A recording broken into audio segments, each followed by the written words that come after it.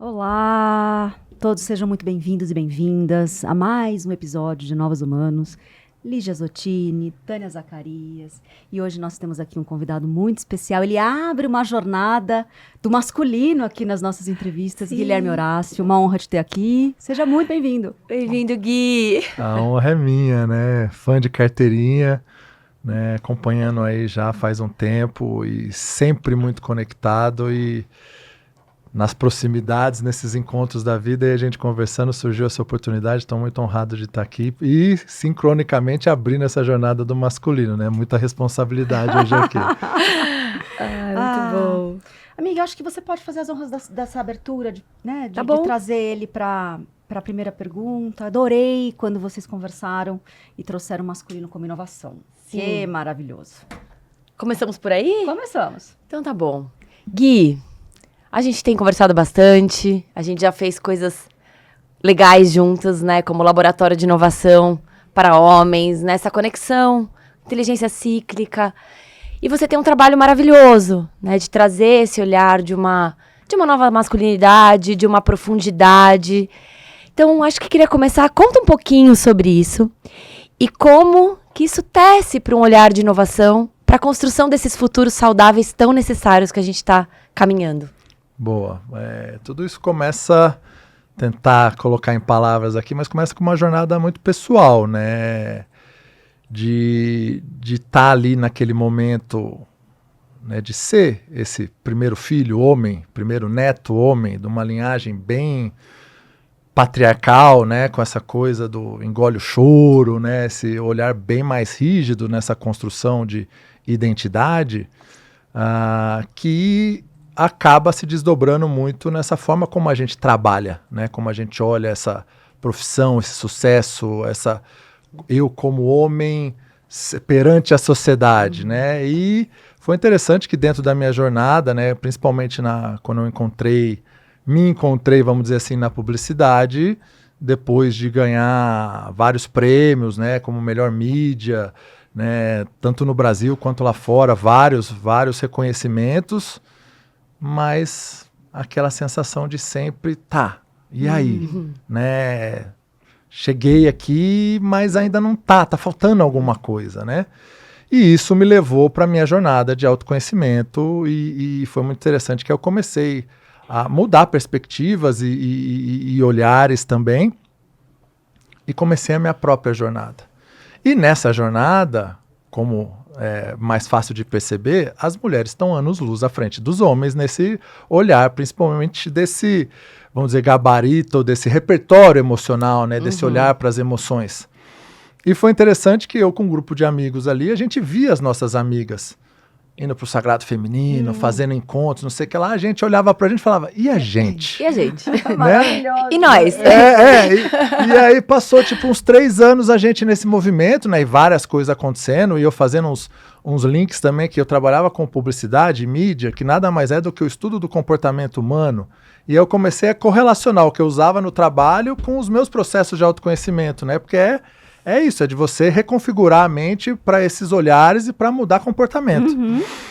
E aí veio ali, depois de uns 3 anos a gente se provocando, lockdown em casa, fazendo uma meditação ao sol para conectar com esse arquétipo desse masculino. Maravilhoso. E ali vem, eu sou luz, não sei o que lá, aquelas coisas bem, né, pessoal. E aí começa a fazer um grupo de homens para olhar para as emoções. E aí isso começou. Né, fiz um convite para alguns amigos e aí um começou a convidar o outro e virou esse chamado, né, hoje é mensalmente aí, uma roda de partilha onde a gente olha para o que está acontecendo ao redor naquele momento e a gente traz através das nossas experiências para a gente começar a tirar do racional e trazer para o emocional, porque o homem é muito assim, não, tá bom, é isso, tá bom, não, eu estou sentindo isso, não, tá tudo bem, né? Principalmente no tá tudo bem. Eu falo, mas o que tá por trás desse tá tudo bem? Então vamos cavucar um pouco aí a mais para reconhecer. Tudo é muita coisa, né? Por trás desse tudo bem, tá tudo bem, né? Ou tem algo aí, né? eu acho que tem lugares desse masculino que ele está sendo desconstruído. Há muitos recortes, né? A gente tem ao redor do nosso grupo, né? Seja Novos Humanos, todas as pessoas que a gente vem tentando entender que está buscando essa inovação por muitos recortes. O masculino tem alguns grupos, né? Desde os homens estão curando a sexualidade, com essa relação. Os homens estão buscando uma emoção mais madura. Os homens estão buscando como é que essa relação em partilha, em parceria com o feminino. E depois, como tudo isso da camada pessoal vai para a camada dos negócios, né? Eu confesso que nos últimos 6, 7 anos que eu acompanho o movimento de vocês, eu percebo que muitos ainda estão nessa camada dessa cura interna e que está começando a traduzir em novos negócios liderados por esse masculino mais integrado, mais curado, mais saudável, buscando mesmo o que é feminino e masculino, como você traz sol e água, como é isso, né? Sol e Gaia. E depois isso vira algo externo. Eu acho que a jornada do homem, ele tende a fazer uma curva, me corrija, tá? Um pouco mais longa antes de se traduzir num servir. A mulher, de uma forma geral, ela vai, busca, conhece, e ela tem uma tendência natural em querer já, nem que seja um plano B, uma terapia, eu sou isso. Ela vai tentando, talvez, menorzinho. Acho que tem um estudo que eu vi outro dia, que fala que os homens estão 4 gerações atrás das mulheres nesse, Menino, né? eu vi essa data também. Né? Então é isso, tipo, é que já é mais natural, né, desse feminino, essa coisa do intuir, do sentir, do se permitir, desse simbólico, né, que a Tânia fala muito, a gente conversa muito quando a gente teve esses encontros. E para o homem ele é mais racional, né, ele é mais objetivo, ele é mais prático. Então, para ele tá tudo muito simples, tá tudo muito bom, esse muito bom que é muita coisa. Né? E um dos primeiros livros que eu fui aprofundar para essa jornada do masculino é o Sob a Sombra do Saturno, que é do James Hollis, que é um discípulo do Jung. E ele fala, né, que o homem ele é, dentro desse arquétipo, construído ou criado para 2 coisas, trabalho e guerra. Né? Então, se ele tiver um trabalho, por mais que tenha muito problema naquele trabalho, ele cumpriu o papel social dele que está enraizado nesse inconsciente. E a gente tem hoje um formato de trabalho no mundo corporativo que é quase uma guerra. Exato. Então você junta ali 2 coisas, tá resolvido. É o one-stop shop da solução da vida, né? Exatamente, né? Então a guerra também hoje você vê as grandes arenas, Sim, né? O futebol, né? Os grandes esportes que têm o seu papel. Mas hoje, quando você vê para as torcidas, ainda tem essa rivalidade. Então, você põe isso no mundo corporativo, tá o tempo inteiro todo mundo... Eu preciso ser o melhor. Claro. Eu tô na arena, no Coliseu ali, que eu preciso arrancar todas as cabeças para me provar o melhor disso, para que eu cumpra meu papel. Acho que nesse lugar, Gui, você fez essa virada, né? Fala um pouquinho disso, eu acho que é um episódio muito lindo que você conta, né? Sobre esse momento em que você alinha esse caminho interno e começa talvez a sair do armário, digamos assim, como a gente brinca, né? Como colocando isso para fora do trabalho e vai trazendo. Fala um pouquinho disso. Acho que podem ter muitos homens ouvindo e a gente sabe que é muito curador, assim, quando eles ouvem essa perspectiva. Então... esse foi um processo que começou também ali em volta de 2015, né? Na verdade, começou em 2012, onde eu já estava com essas questões internas, né? Como eu falei, passei, né, falando aí talvez mais abertamente sobre isso, por um pânico, por uma depressão, onde eu me encontrei nesse lugar que eu precisava buscar novos olhares e uma nova maneira de viver a minha vida. E foi quando eu comecei a estudar mais sobre todas essas coisas e comecei a trazer isso de uma certa forma para o trabalho também. Foi interessante que a hora que eu comecei a mudar isso, eu tinha decidido pedir demissão, apareceu uma possibilidade de uma transição dentro, eu trabalhava num grande grupo que tinha várias empresas e eu fui assumir a área de mídia dessa empresa. Naquele processo ali, fui colocando mais essas coisas, vamos respirar, o que nós estamos fazendo aqui, né? Então, trazendo de uma certa maneira, até nessa época meio que inconsciente, esse feminino, né? De ter esse olhar mais humano ali também, e vendo isso, como isso acontecia com essa gestão de equipes. Um ano depois, tive uma promoção, fui assumir uma das empresas desse grupo, e onde eu era responsável por toda a operação aqui no Brasil, e era uma empresa que tinha, vamos dizer assim, naquele momento, todo mundo que ficou sabendo que eu tinha topado assumir esse desafio veio perguntar pra mim se eu tava louco. Porque o que você tá indo fazer lá? Você tá indo pro pior lugar, ninguém quer ficar lá. Eu falei, mas é por isso que eu tô indo pra lá.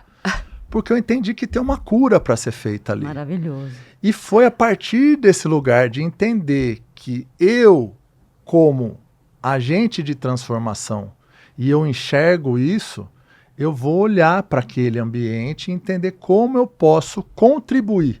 Porque a gente não muda ninguém, mas a gente pode ser, de alguma forma, inspiração ali. Então, eu comecei a trazer ferramentas e a principal delas, foi óbvio que demorou um tempo, mas conectando com essa rede que é global, fui indo atrás de informações, eu encontrei o propósito da empresa, que ninguém sabia. Então, as pessoas estavam ali, era uma empresa que teve, no ano que eu assumi, 102% de turnover, ou seja, precisava algumas vagas repor 2 vezes. Nossa, sim, meu né? Deus. E ninguém ficava ali, o tempo de média de casa era 6 meses. Nossa. E aí eu comecei, o que nós estamos fazendo aqui? Todo mundo falava, vem aqui ganhar dinheiro. Tá, além disso. Então, começar a colocar, tipo, reunião de pipeline na segunda-feira de manhã, que todo mundo olha para número, eu falava para todo mundo, vamos fechar os olhos. Maravilhoso. Vamos respirar. O que nós estamos fazendo aqui?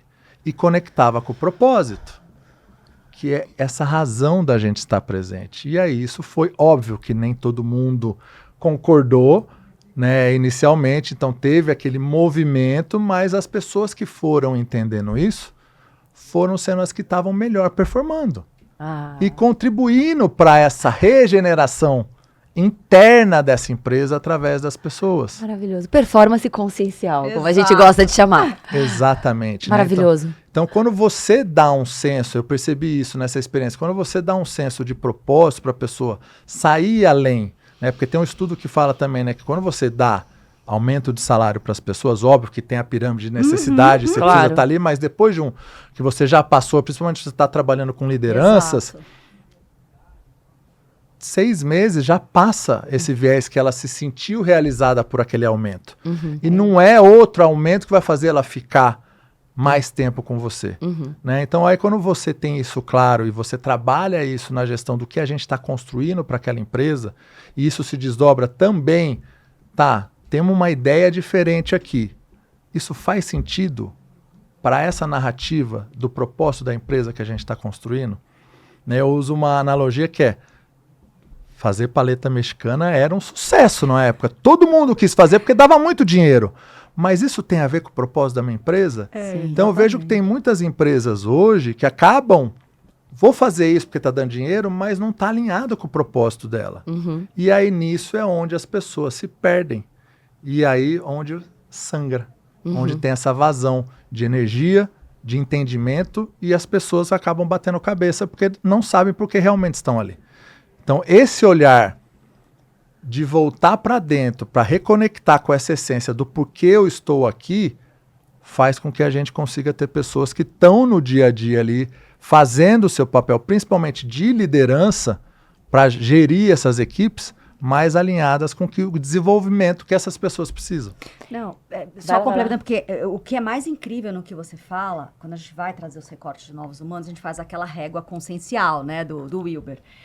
E o que eu percebo é, quando os humanos, que são os profissionais que vão aderir a um time, a uma empresa, têm essa consciência mais expandida, ele vai buscar o igual para a liderança, o igual para pares, o igual para poder projetar. O fato é que a maioria das empresas não estão nesse lugar ainda, né? Nem a liderança e nem os profissionais estão ali. Você acabou de contar uma história de que o turnover era enorme, as pessoas só olhavam aquilo zero consciência, era uma fonte de renda ainda temporária muito rápida. E aí é onde a liderança, com uma consciência um pouco mais expandida, uma consciência expandida, consegue mudar um nível até... A gente geralmente fala assim, a cada 1 ou 2 eu consigo conviver. O que você está me contando é que você tinha uma heterogeneidade enorme de consciências, e o fato de você ter aberto a sua consciência num nível acolhedor e compassivo, você conseguiu trazer uma equalização, mesmo para um grupo onde só estava interessado em fazer um dinheiro rápido. Então, é um pouco do papel dessa consciência e essa liderança consciente, de fazer esse holding space mesmo. É maravilhoso, assim, isso, porque realmente acho que é um exemplo prático de algo que a gente falou alguns episódios atrás, né? Sobre o papel do líder como um modulador de campo de consciência no negócio. Acho que o Gui tá contando aqui um caso real, né? Só na sua própria vida, de como um líder com essa expansão pode modular o campo de consciência de um negócio todo. E o mais incrível, né? Eu não sei se vocês fizeram conta, mas isso deve ter dado um payback enorme, né? Sim. Eventualmente, no longo prazo, isso se paga muitas vezes, né? 2 anos e meio, a gente tinha, na época, acho que era 12 empresas desse grupo no Brasil. Ela se tornou a segunda maior em faturamento e rentabilidade, com o maior tempo de casa e com a melhor pesquisa de satisfação de todos os colaboradores no Brasil e na América Latina. Bingo, bingo, bingo. Maravilhoso. Laboratórios de liderança tá aqui. Mas, todavia, entretanto, em algum momento acontece algo dentro de você que convida para um próximo passo. Como é que é isso? Sim. Tiveram 2 momentos depois disso, né? Mais uma vez, a vida pede movimentos, né? Por mais que às vezes a gente não entenda como eles são. Então, tava ali, eu sentia que tinha alguma coisa diferente. Mas veio uma reestruturação nesse grupo, onde a marca que eu cuidava aqui foi descontinuada. Então, eu, como mais antigo ali, acabei, né, recebendo um convite para me retirar. Né, e foi interessante que nesse momento eu estava participando de um outro processo seletivo para assumir a vice-presidência de uma outra grande agência. E foi interessante que aí eu já tinha saído, mas não oficialmente ainda, né? Eu já sabia que ia ter a data de saída. Tava nessa última entrevista e o cara, não, é você que a gente quer. E quando você pode começar? Eu falei, veio um insight nessa hora. E aí eu falei, sou eu, mas não para agora. Eu vou tirar um sabático. Maravilhoso. Eu preciso de um tempo para mim. Eu fiquei 15 anos nesse grupo. E desses 15, eu não tirei férias em 5 deles. Uau. Eu tenho pelo menos 5 meses de férias de sabático crédito. garantido. De crédito que eu tenho aí, né? E aí ele, não, mas eu preciso para agora. Eu falei, aí eu expliquei para a pessoa, até na hora, falou, não, tá bom, mais para frente a gente conversa. Só que nisso era fevereiro de 2020. O meu sabático, que eu tinha planos de fazer vários retiros pelo mundo. Ia ser global. O sabático. Fiquei em casa, que foi quando veio essa meditação, esse chamado do masculino. Comecei a colocar isso e comecei a fazer consultoria, levando essa visão para pequenas e médias empresas. Eu sozinho, e comecei a fazer isso, esse olhar para o propósito dentro dessas empresas, até porque em pequenas e médias empresas tem uma flexibilidade maior de você atuar, né? Sim, vocês falaram até em algum um episódio para trás, né? Nessas grandes empresas é mais difícil de movimentar esse transatlântico, né? Sim. E comecei a fazer isso, onde, ali depois também de um mega processo, onde eu fui em várias sombras internas aí, recebi um novo chamado para voltar para uma nova agência que tinha esse olhar também de vamos criar, né, um senso de inclusão, de diversidade, de equidade, com mais propósito. Falei, opa, eu estava querendo construir isso sozinho, tem o pessoal querendo fazer isso, vamos fazer isso junto. Onde eu passo mais 2 anos e meio, e aí também, né, tava tudo bem. Que foi onde eu cheguei, vamos dizer, na principal, maior e mais difícil decisão da minha vida adulta profissional, que foi quando eu percebi, eu num lugar de fala, que eu sempre nas rodas os homens falavam que a gente precisava seguir o nosso coração, seguir nossa intuição, mas eu não estava mais feliz naquele lugar. Então, liderando uma equipe de 40 pessoas, tendo aquele olhar ali, diretas e indiretas, né? Como que a gente poderia fazer mais? E aí eu percebi que tinha mais a ver com esse olhar, de levar isso para mais pessoas, onde, sem saber o que eu ia fazer naquele momento, mas eu sabia que eu precisava de uma mudança, eu peço demissão. Aí dessa vez eu pedindo demissão, eu fazendo esse movimento, entendendo que eu também estava aí com um olhar de ressignificar algumas coisas internas dessa ancestralidade aí. Mas fiz essa decisão, fui fazer mais um período de imersão, né, bem no inverno, onde eu fui fazer esse invernar e trazer essa consciência, e é onde começaram a me abrir portas e chamados que agora estou nesse momento, né, em primeira mão aqui também, Adoramos. colocando, né, nos próximos meses, ainda estamos work in progress, né, elaborando a parte final disso, mas uma consultoria com foco para empresas, né, aí todos os tipos de empresa que tem esse olhar nesse alinhamento de propósito através da estratégia de negócios e a gestão de pessoas, como uma inovação para essas empresas, para trazer esse olhar de rentabilidade também através dessa cultura e desse ambiente interno. Maravilhoso. Como é que a gente acabou falando muitas vezes aqui nos episódios de o futuro das empresas serem um lugar onde desenvolve humanos. Assim como o futuro das empresas, quando elas vão propagar, fazer uma propaganda que você vem dessa linhagem, vai ter que reeducar as pessoas no seu olhar para consumo, a sua forma de consumir. A gente acredita muito que, enquanto organizações, organismos vivos, eles vão ser grandes centros de educação e desenvolvimento dessas consciências. Os próximos passos. Eu não vou só buscar no retiro meu próximo passo de consciência. Se a empresa for um lugar saudável, coerente, integrada, integral, eu vou buscar... Poxa, eu sou vocacionada para trabalhar com inovação. A empresa que você tem como... O ecossistema dela é promover inovação e pegar outras pessoas com o mesmo propósito interno. Poxa, eu quero... Parte da minha jornada de expansão de consciência é estar num núcleo desse, entendeu? E eu acho esse olhar muito interessante, porque ele de alguma maneira, ele rompe um certo paradigma, que vem de muito tempo, a partir da forma como foi concebida a nossa visão atual sobre, principalmente, vida espiritual, digamos assim, né? Que é algo que ela é retirada do cotidiano. Então, eu tenho lá o domingo, né? Sim. E aí, você tem a sua vida e você tem aquele momento. Então, eu tenho a minha vida e eu tenho o retiro, que é o lugar onde eu vou me trabalhar.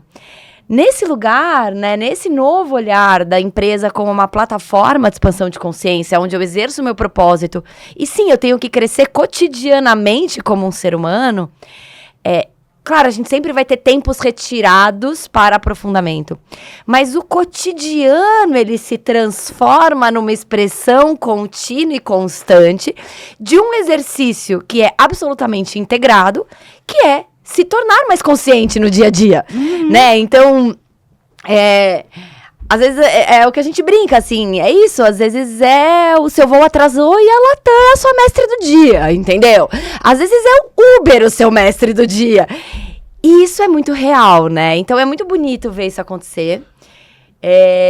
E levar esse olhar de inovação para esses novos esses atuais negócios que vão se transformando novos, né? Pegando um gancho no que você trouxe, tem uma frase do Jung que eu gosto muito, que a vida é pendular. Maravilhoso. Ela é para dentro e para fora. Só que a gente tá num modelo de vida hoje que coloca a gente o tempo inteiro para fora. E como você trouxe, a gente esquece desse voltar para dentro, né? O para fora é a ação do masculino, o para dentro é a introspecção do feminino. Maravilhoso. Né? Então, a hora que eu volto para dentro, eu não preciso mais... Para mim, na minha visão, de uma empresa que está mais consciente, eu não preciso externalizar essa responsabilidade para os meus colaboradores dele ir procurar os seus momentos para dentro, né? E a gente já fazia isso de uma maneira, vamos dizer assim, meio, talvez, não intencional. Quando a gente tem um summit, tem um encontro de lideranças, é um momento de voltar para dentro. Sim. Só que a gente coloca isso mais vezes dentro, né? Isso foi uma coisa que eu percebi, porque eu também acabava viajando muito. Foi para Califórnia, sede do Yahoo, do Google, Facebook, não sei o que lá. Que era esses momentos de introspecção, de estudar, de olhar, de receber novas tecnologias. Mas por que eu não faço isso no dia a dia? Ou como pauta do dia a dia dessa organização? Ritos e pulsos, né? Exatamente. Para fazer com que essas pessoas ali estejam o tempo inteiro nessa troca e nesses momentos de tipo... Pera lá, agora eu tenho 15 minutos entre uma reunião e outra para digerir o que aconteceu, para que eu consiga voltar para as próximas pessoas com os próximos passos com uma coisa muito mais assertiva. Porque as pessoas ficam querendo fazer no dia a dia só para tirar para frente, e aí é onde a gente tem retrabalho. É isso aí. Então tem um monte de perda de energia, de dinheiro, é onde que as pessoas ficam batendo a cabeça mais uma vez não sabendo por que estão fazendo aquilo, por quê? Porque estão fazendo retrabalho que é desnecessário, porque a pessoa não está na presença, porque não tem um momento de respirar. É isso. E ir pra dentro. E não tá integral também, embada, que é o que a gente conversou essa semana nos Sim. nossos estudos, né? A Tânia estava fazendo toda uma série de reflexões sobre o dinheiro e teve uma pergunta interessante que fizeram para ela, né, amiga? Como é que é ganhar dinheiro e tudo bem se você só olhar para o material. É verdade, tudo bem. Dinheiro pela materialidade, mas acho que nas nossas trocas, vem e vai, eu leio, ela lê. A gente chegou numa frase, né, que era, cara, se você só levar a materialidade em consequência das suas decisões, você vai chegar. É correr 10 quilômetros. Sim. Só que de salto alto. É difícil pra caramba, que é o que você acabou de explicar. Vai dar muito mais trabalho. E Dá uma pra ir de hora- tênis, né? Dá pra ir de tênis, entendeu? Vai dar trabalho mais uma hora lá na frente, vai dar um problema na coluna. Vai dar Coluna, e você vai parar de correr por conta Isso, disso. aí você não vai ter como fazer aquilo mais. Gui, queria, acho que pegar um fiozinho aqui, trazendo toda a sua expertise de homens, né? E eventualmente, claro que eu vou te perguntar o óbvio, mas eu acho que o óbvio ele precisa ser dito muitas vezes, né?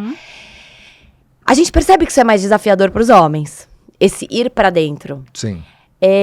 Acho que fala um pouquinho mais, e você dentro desse formato de consultoria, tá trazendo também esse olhar de diálogos masculinos dentro de organizações como um viés de inovação, que é um pouco do que a gente abriu conversando. Eu acho que fala um pouquinho mais, assim, aonde isso tá, por que isso é tão mais desafiador para os homens, para além daquilo que meio que todo mundo sabe. O que você vê em camadas mais profundas que pode ser uma porta, uma chave de acesso para quem tá ouvindo a gente? Bom, aí tem uns 30 anos de estudo, né, para aprofundar ainda, mas vou tentar colocar em algumas palavras aqui. Acho que a gente vê principalmente nas organizações hoje muito mais, a liderança ainda é muito mais masculina. Sim. Né? A gente vem desse arquétipo, desse patriarcado, dessa cobrança, né? Você pergunta para qualquer pessoa hoje, como é que você tá? Tô na correria, porque se eu não tô na correria, eu não tô na ação, eu não tô produtivo, eu sou um incompetente. Né? Então, e a gente vê isso acontecendo dentro das empresas, né? Então, quando a gente começa a conversar, né, e eu vejo principalmente na roda, né, dos homens, essa dificuldade, inclusive, de reconhecer o que incomoda. Né? Porque a pessoa tá tão nessa... Primeiro, ela nunca foi direcionada para olhar para isso, né? Uma das coisas que eu falo, né, no encontro de homens é o masculino curado, e aí eu também faço uma provocação que para mim não vai ter um curado, a gente está sempre em processo, né? Mas para chegar lá eu preciso do feminino integrado. Maravilhoso. Né? Então é a hora que eu começo a trazer esse olhar de, tá bom, eu olho para o meu dia a dia, eu tô muito na ação, ou eu estou muito na introspecção? Como é que eu equilibro essas energias? A partir do momento que eu equilibro elas, eu começo também a fazer a provocação do tipo, o que eu estou sentindo para além do racionalizar. Né? Então, tá bom, eu estou fazendo o que precisa ser feito, mas isso está dando resultado no sentir? Né? Isso está alinhado com o que eu gostaria de estar fazendo? Eu estou sentindo as pessoas, se elas estão só fazendo ou se elas estão insatisfeitas com o que está sendo feito? Né? Então, quando a gente olha para essas conversas com esses homens, eles não conseguem identificar. Interessante. Porque fica ainda muito no racional. Ah, não, mas isso aconteceu porque o fulano falou com o ciclano. Tá, mas por que isso aconteceu? E aí, às vezes assim, tipo, 10 encontros para você conseguir acessar a camada para começar. Ah, agora eu entendi. Tem uma coisa de letramento do simbólico, né? Que a gente fez um laboratório juntos de inteligência cíclica para os homens, né? E foi super interessante. E uma coisa que eu me lembro disso é esse letramento do simbólico da vida, do subjetivo, do não linear, assim, de falar... isso aqui com isso aqui com isso aqui, que não é uma reta, deu isso aqui. Isso. Teve um caso bem interessante nesse grupo, né? Que... uma pessoa acostumada, né, sempre a fazer academia, né, mais uma vez, essa coisa da performance, né, o homem tá o tempo inteiro nessa coisa, eu preciso ser o melhor, independente se eu não tiver num dia ruim, se é a lua minguante, eu não posso me recolher, né, e era isso, aí a pessoa começou a falar, não, realmente eu percebi que aquele dia não era para eu ir, porque tá tão acostumado nessa não percepção, ou nesse, que eu não posso olhar, porque se eu reconheço isso, eu tô sendo menos homem. Eu lembro disso, tipo, para de ser preguiçoso, vai lá e faz. Porque eu preciso estar na ação.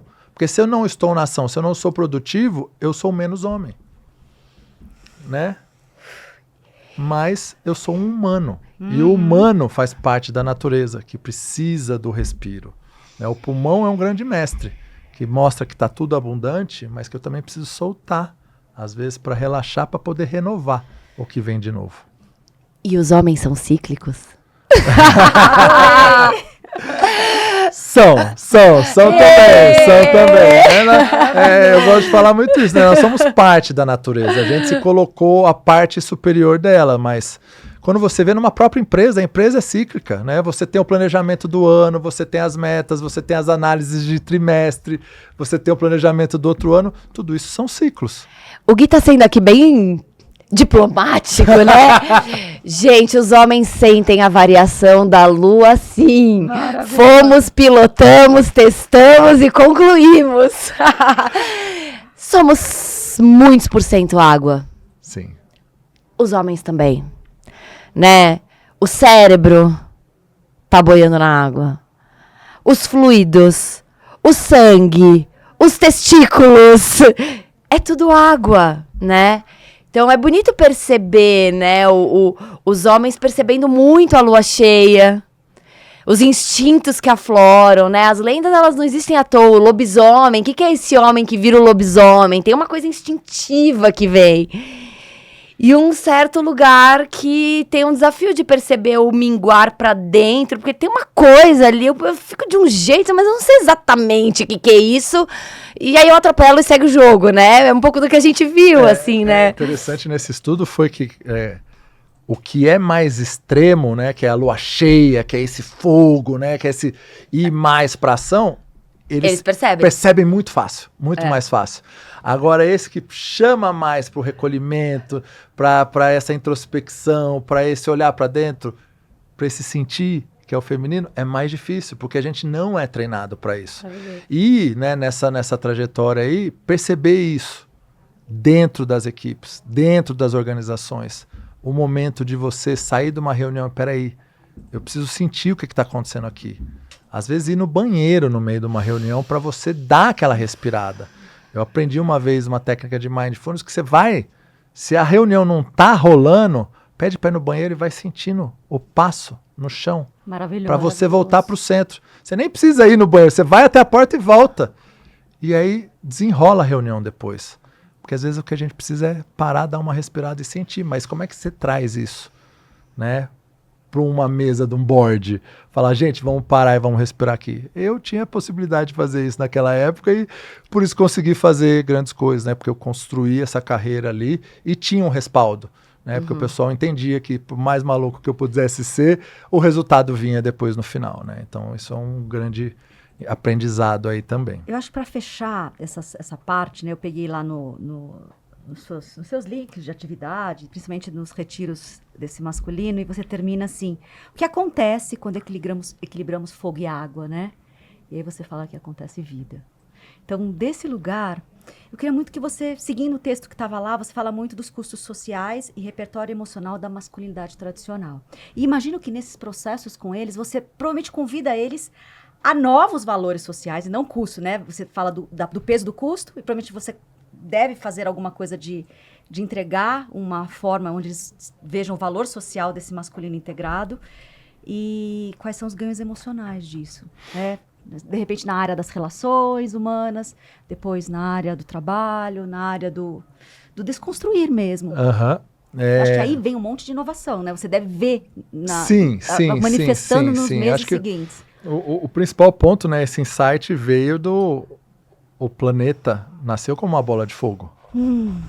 E aí foi a hora que veio a água, que equilibrou esse fogo, essa água, que começou a ter a vida, os primeiros organismos, né? Então, e esse fogo e água masculino e feminino. Então, quando a gente equilibra isso dentro da gente, esse microcosmos pode proliferar essa vida mais abundante interna dentro da gente. E é interessante ver, né, nesses encontros com esses homens que vamos dizer, os principais ganhos iniciais é essa consciência de quando eles começam a perceber na criação deles esses traços, E entender da onde eles estão repetindo, principalmente, e agora eu estou nessa jornada também, os que são pais. Já vai falar sobre isso. A gente vai chegar lá. Estamos deixando para o grande finale. Né? Principalmente porque é nessa criação desses filhos e filhas, que eles se vêm repetindo esses padrões. Né? É interessante até ver alguns que às vezes eles achavam que era assim por conta dos pais, mas na verdade via que esse machismo vinha mais da mãe. Que não Tem deixava, também às vezes muito disso. ele queria como homem ajudar a varrer a cozinha, não pode fazer isso. E aí ele falava, pô, mas peraí, eu queria só ajudar. Né? Então, acho que o primeiro principal ganho é essa consciência, que eles começam, principalmente porque a ferramenta mais poderosa desses encontros, dessas vivências, é a gente se reconhecer no outro, né? A partir da troca de experiências. Né? Então, na minha história foi desse jeito. Na minha também.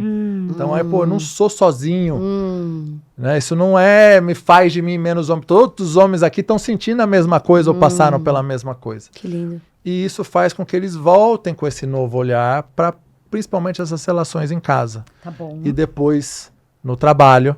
E aí começam a vez também com as equipes, né, onde ele poderia ter ouvido melhor, onde ele poderia ter, né, dado mais oportunidade, confiado, porque isso também tem a ver, que eu vejo principalmente nas lideranças hoje, a gente fala muito sobre, não, eu dou autonomia, eu delego, e eu via isso muito em clientes, que, mas estamos tendo que refazer tudo porque o vice-presidente ou o diretor não aprovou o que o gerente tinha aprovado.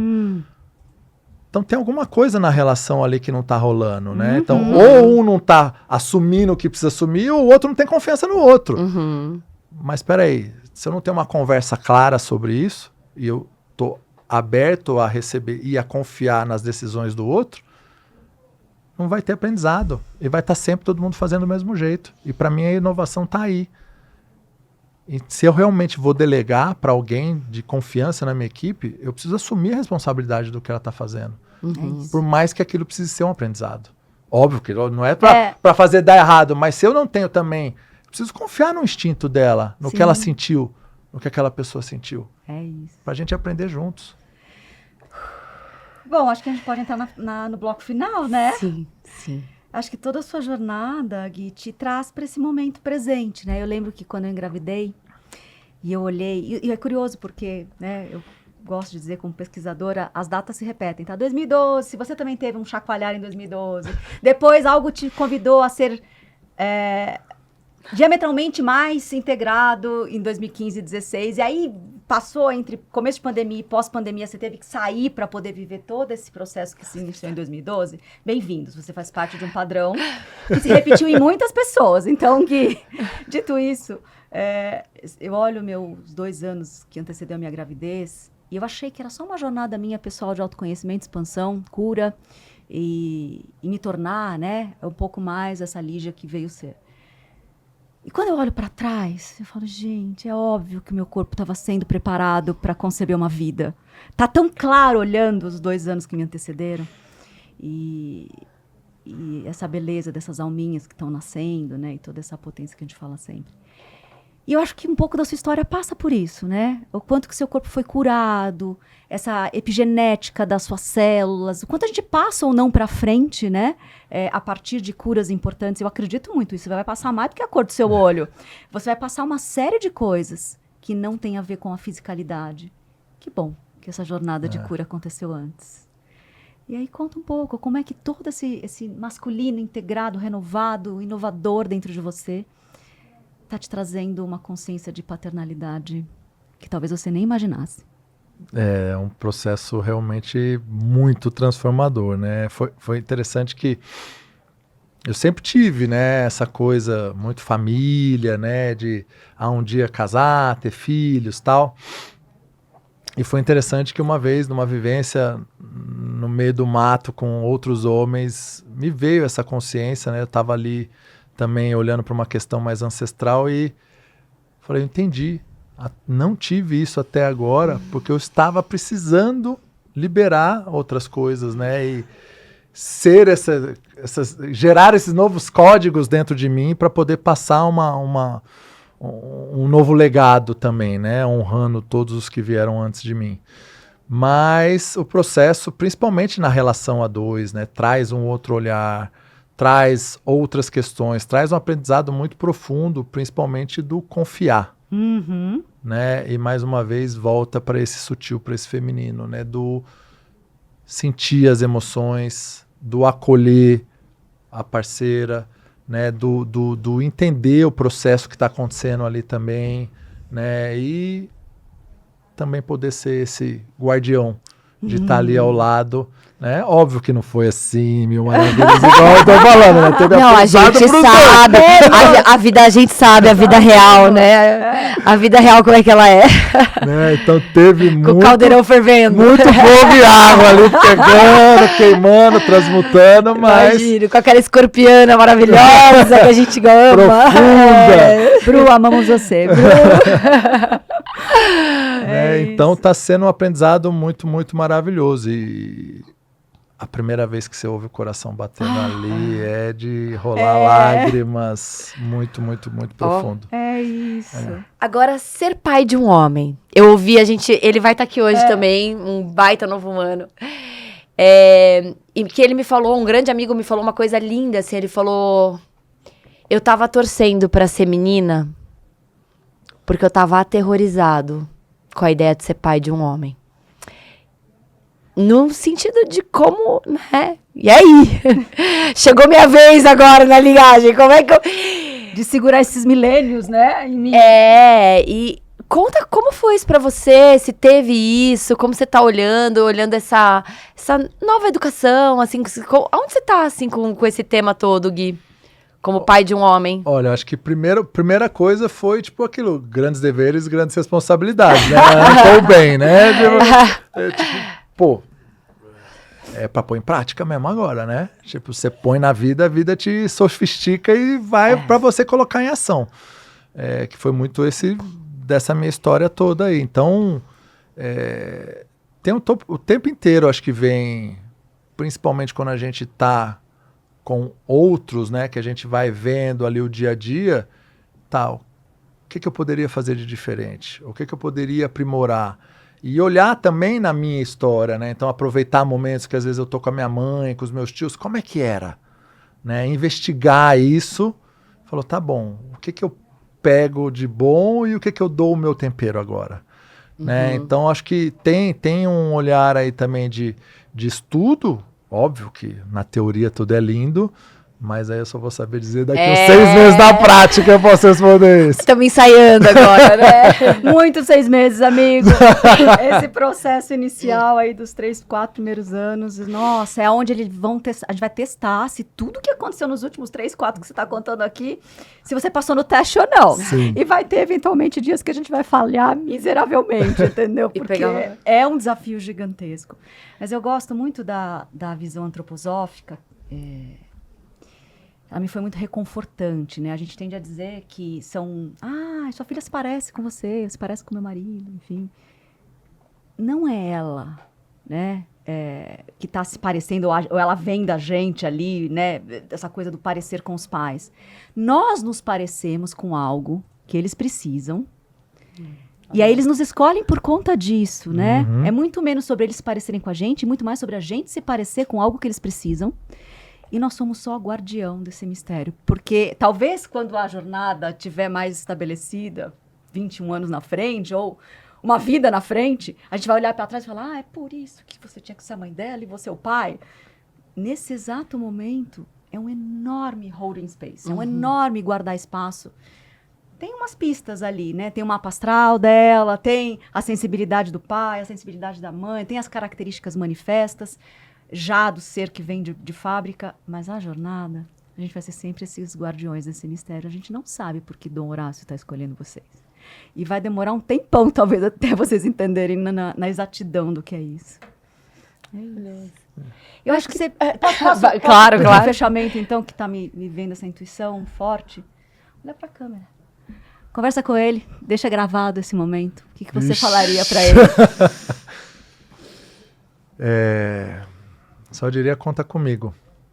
O que você precisar, você sabe que às vezes eu posso não estar entendendo, mas no fundo, vai ser tudo por amor, para que a gente possa construir uma bela jornada juntos. Então, se Dom Horácio estiver ouvindo a gente no futuro, você estava aqui já sendo aguardado como um novo humano. É isso, e vem, o mundo é bom e tem um monte de gente para amar você. Que lindo. Obrigada, Gui. Eu que agradeço.